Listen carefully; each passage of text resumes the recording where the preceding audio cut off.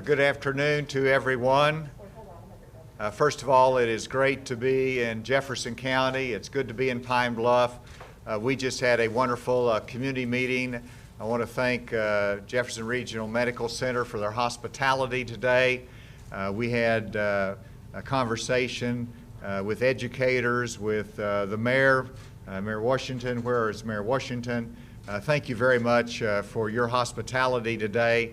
And I also want to thank you publicly for serving on our Law Enforcement Future Task Force that's been created to address the accountability, but also the support and training that we have for our law enforcement officials across the state. But we had a good conversation on education, on the economy here. Our legislative delegation that's here, I want to thank them for their participation and support for our fight against COVID-19. It's made a difference with our businesses. It's made a difference with our support for hospitals and how we've trying to pull ourselves out of this. And then we're glad to be joined by Dr. Nate Smith, our Secretary of Health, and I want to thank Chancellor Alexander for a wonderful face mask from UAPB. And so this will be a good part of the collection. I got a feeling all of these will wind up in my archives, and we're very proud to have that connection. I did want to mention one thing of a personal nature from me, and that is the recognition of a life well led but has passed, and Dr. Raymond Hull of Rogers, Arkansas, who was my family physician years ago, has passed away because of COVID-19. And I just wanted to recognize his life, his contribution, and it's just another consequence and reminder to us of the deadly nature of this virus in many circumstances. And he fought a very hard-fought battle and has come, but his family is wonderful. We are grateful for our history with them and wanted to recognize his life and his contributions. And now let's go on to our case report, which is of statewide interest, of course. Yesterday we had 9,740 total COVID-19 cases, and over the last 24 hours we've had an additional 340 cases statewide. I asked Dr. Smith to check, and he verified that of those 340 new cases, only 2 of those are in Jefferson County. And so a breakdown of that statistic locally. With the 340 additional cases, that brings us over the 10,000 mark. So we have now had 10,080 cases. Of course, over 6,800 of those have been recovered, but the total cases is now over 10,000. In terms of hospitalizations, yesterday we were at 171 hospitalizations. That's up 2 to 173. In terms of deaths, we have an additional 6 Arkansans that have succumbed to COVID-19. That brings us to 161 deaths today. In terms of testing for COVID-19, we continue to expand our testing capability and strength in Arkansas, and so yesterday we did 4,849 tests. That puts us on target for reaching our goal of 120,000 tests over the month of June statewide, but that is a lot of tests that we're doing across the state for COVID-19. I did want to mention in the southeast region of Arkansas, there's always been a question, are we getting tested enough? Are we getting tested enough? Well, we broke it down by test by region, but also per capita. And so this is a per capita scaling of the test. And so in the southeast region, we have done 694 tests per 10,000 people. 694 tests. Statewide, the per capita amount is 565.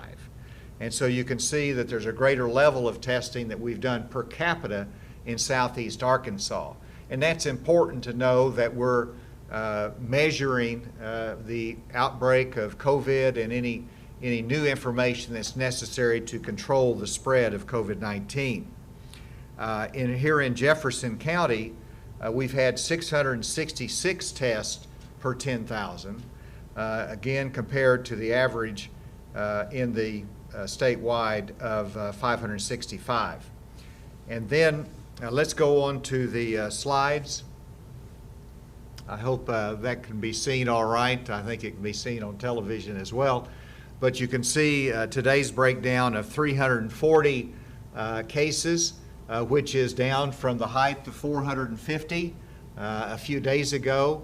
But obviously it's too high, partly reflecting the number of testing, the amount of testing that we're doing. If you go to the next slide, you'll see the 7-day rolling average. And this is important because you see the second peak is higher than the first peak. And then secondly, you see in the second peak, there is at least a downward trend the last 2 days, I believe it is. Go to the next slide. And this is a key factor on hospitalizations as to the capacity of our hospitals. And here, again, you see the first peak on hospitalizations in April at about 110. And now we're up to 173 that's hospitalized. And so that's something we're continuing to watch. This breaks it down to the southeast region of Arkansas on the number of currently hospitalized. Now don't let the graph mislead you, because the previous graph got up to 173, but this graph for southeast region, the highest point is 34. And so that means we're right now at a 30 that's hospitalized. Actually, it's a little bit down from that from yesterday, but you can see that that is a very manageable amount that's hospitalized because of COVID-19. The next slide, and this is the tests that are positive. And here again, you'll see I haven't talked about the percent positive in the last 24 hours because that's corrected, will be corrected information. But this is the accurate information showing our positivity rate in Arkansas. And the 10% line is drawn across there because that's the standard that is set by CDC, that you don't want to give above that, which we have been above that. But even though we are really focusing our testing on those vulnerable populations, the areas that we know we're probably going to get a lot of positive tests, even with that, our positivity rate looks like it's about 7%, something in that nature on the last day. And so those are continuing to be good numbers for us. And then is there another one? Okay, this just shows you, again, the increased level of testing that we're doing in Arkansas. Our goal, again, is 120,000 tests in June. And part of that is in our nursing homes and our patients as well as our staff. And so we are now at 28,862. We're on target to meet that goal. But let me tell you, as Dr. Smith comes in a moment, that's a lot of work by our hospital staff, our clinics, and the Department of Health to do and process all of these tests that are so important to know where we're going in Arkansas. And finally, before Dr. Smith comes, I know there's been conversation about where we go in terms of phase 2. I had a conversation with the leaders here earlier today, and I'll just tell you that we'll be making an announcement tomorrow on the Wednesday session as to the question answered as to whether and when we can enter phase 2. So stay tuned for that information tomorrow. And with that, Dr. Smith.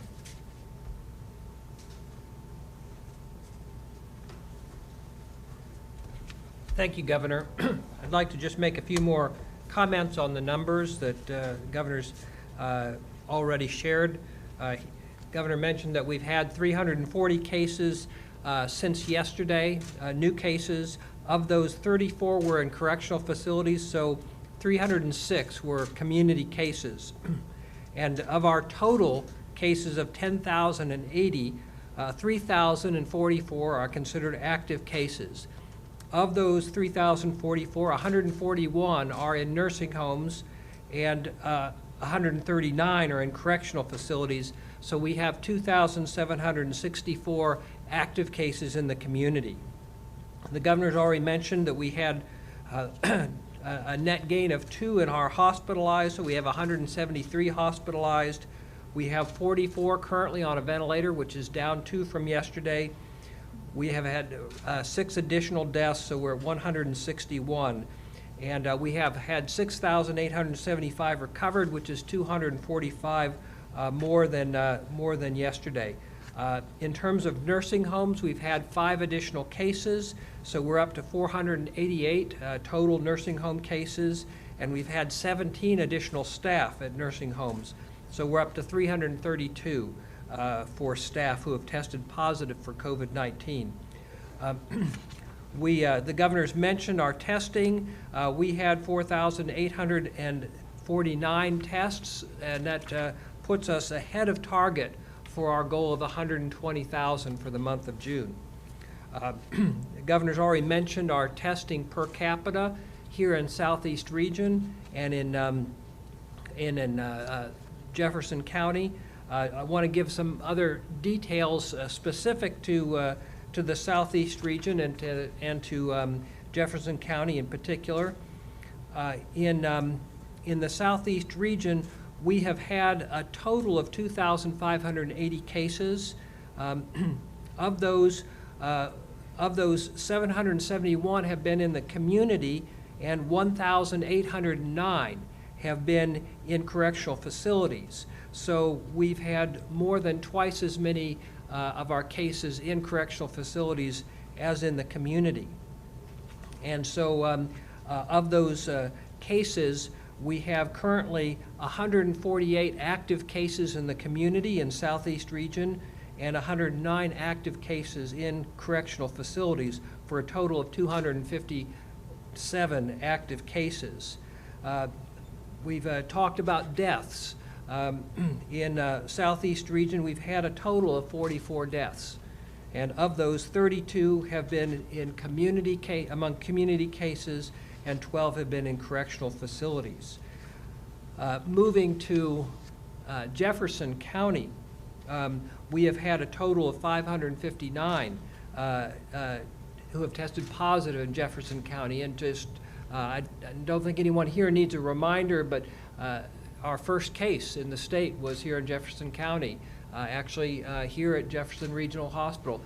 This county and this hospital have been the tip of the spear. They've been on the front lines in our battle against COVID-19 and have done a remarkable job in containing and limiting the spread of COVID-19, although there continue to be challenges. Of those 559 cases that we've had here in Jefferson County, 320 have been in the community, 239 have been in correctional facilities. We have had a disproportionate case fatality rate here. The number of cases who have died in Jefferson County has been much higher than in the state overall. We've had 84% of our cases have ended up succumbing to COVID-19. That's more than 5 times the state average of 1.6%. And that's largely because many of our cases, especially early on, were in nursing homes here in Jefferson County, where we know that the risk of serious complications and death is much higher. So for Jefferson County, we have had a total of 28 deaths. Of those, 1 was in a correctional facility and 27 were in the community. We currently have a total of 52 active cases. 41 of those are in the community, 11 are incarcerated. And the numbers that I have, and I'm always timid about giving hospitalization data when I'm standing in the hospital because they could easily correct me if I'm wrong, so please do. But my information is that we currently have 4 hospitalized, 1 in the ICU, 1 on a ventilator. But I know those numbers change quickly, so you will have more current information here. I'd like to wrap up my conversation by just thanking the people here in Jefferson Regional for their partnership from the very beginning, and for the people of Southeast Region and Jefferson County for the work that you have done. This area has been hard hit in terms of deaths, but you've also done an extraordinary job of limiting the spread of COVID-19. It could have been much worse than it has been, and we value your continued partnership. So thank you very much.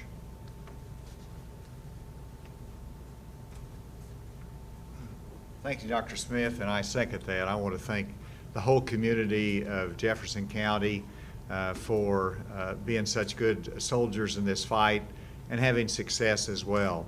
And so with that, be happy to turn it over to any questions. Governor Jay with KRK, I just wanted to get your response to Representative Sullivan's letter that he put out there saying that basically the northeast part of the state is going to open come Friday with or without your support. Just kind of want to know what you think about that, and have you had a chance to speak with him on that? I haven't spoken with him, and I get letters from both sides. I get letters saying you're going too fast, slow down, don't open things up. I get letters that says you're going too slow, you got to open it up quicker. And so that's just one of the many letters that I receive. Dr. Smith and I try to make decisions based upon the public health guidance, based upon the data that we see, but also what is needed for the uniqueness of our state. We'll continue to do that, and we'll have further comments tomorrow during the session. Next question, is there another, right here? Did you expect the second wave to be as large as it is? No, but it just illustrates the fact that this is unpredictable. We haven't seen anything like this virus. And in fact, many thought that the second wave would actually be this fall. And across the country, we see a second wave coming. And I looked at it last night.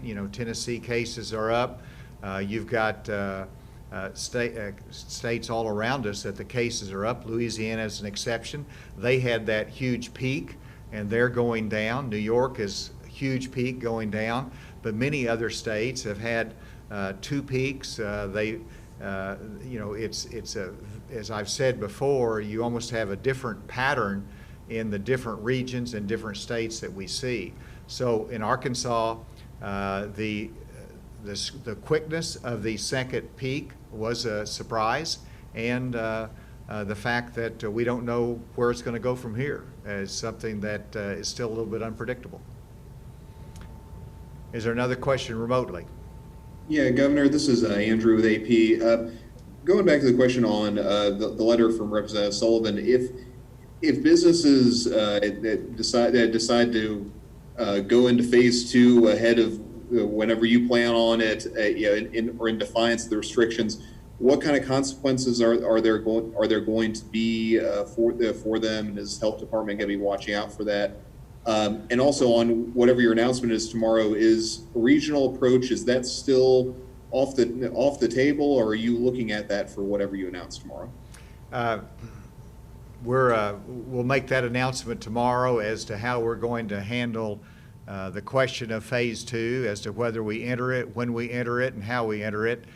So we want to, obviously we've been studying this very hard. I indicated last Friday we're looking at it, studied it over the weekend. We continue to do that, looking at the data. We'll make a decision on that tomorrow.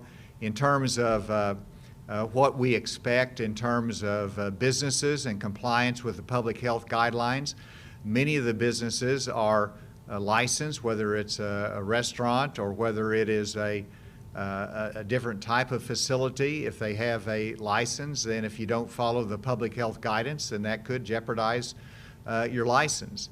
But I understand that people want to some people want to accelerate. As I said, some people want to go slower, but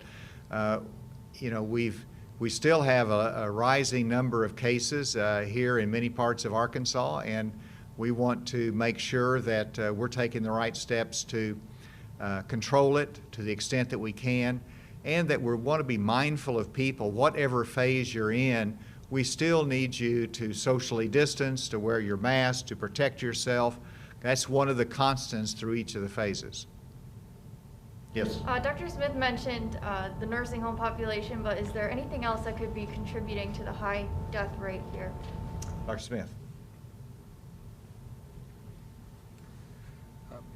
We know the factors that increase the risk of death include older age, but especially underlying medical conditions. And we know that diabetes, high blood pressure, cardiovascular disease, chronic pulmonary disease, as well as weakened immune system, these all increase the risk of death. And so if the people who are being infected have those underlying medical conditions, then that increases the risk.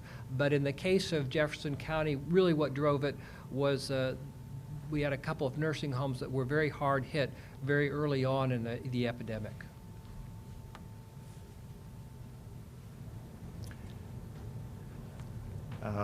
Yes.